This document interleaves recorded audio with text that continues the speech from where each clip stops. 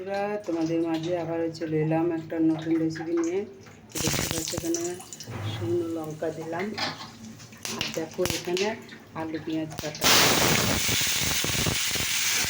আর এখানে দেখো আমার তেল দেওয়া আছে কড়াইয়ে, এটাকে 5 মিনিট দিয়ে দিলাম।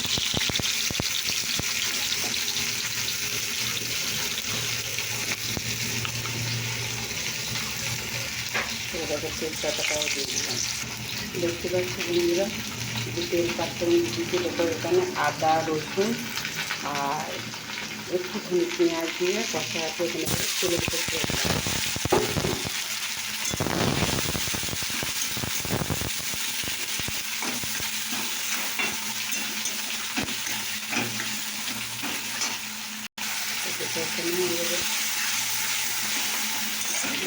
করতে হবে।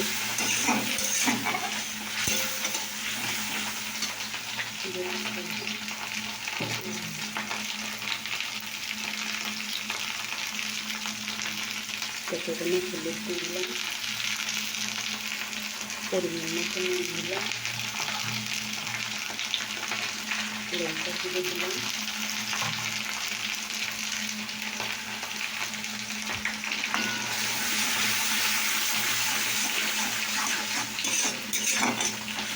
দেখতে পাচ্ছি হলুদ লঙ্কা গুঁড়ো আর আদা রসুন পেস্ট করে, মানে পেস্ট তো হয় না, একটু দিয়েছি। যাই হোক দেখতে পাচ্ছি নাড়া হলো, তো এবার আমি আলু ধোয়া আছে, আলু কটা দিয়ে দিলাম।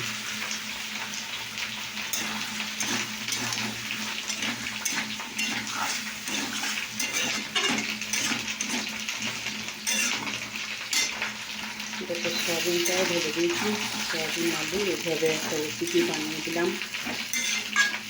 আমি পোস্ত খেতেছি, পোস্ত খাবো। প্রত্যেকটা লঙ্কা করে নুন হলে দিতে হবে, এবার নাড়াচাড়া করি। এটাকে বন্ধু কারেন্টটা নেই বলে আমাদের নাড়া হয়ে গেছে, মশলা কষা হয়ে গেছে, এবার আমি তেল দিয়ে দিলাম। দেখতে পেলে এটা সম্পূর্ণ এই রেসিপিটা কিন্তু আমি তৈরি করেছি, কিন্তু এইরকম করে ভাবে তৈরি হয় সেটা কিন্তু আমি তোমাদের সামনে তুলে আনিনি। তো চলো আলু ভাজাটাও রেসিপিটা, তো চলো বন্ধুরা আমার আলু ভাজা রেসিপিটা হয়ে গেছে।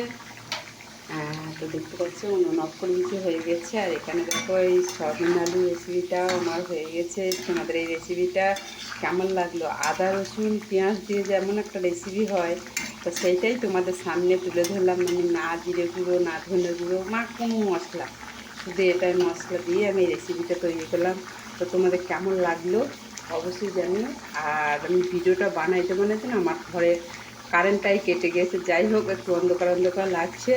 তো কিছু মনে করতে কেমন লাগলো তোমাদের এই রেসিপিটা? দেখো আমার সম্পূর্ণ কিন্তু রেসিপিটা হয়ে গেছে। এটা আলু সেদ্ধও হয়ে গেছে, দেখতে পাচ্ছ? দেখতে পাচ্ছ?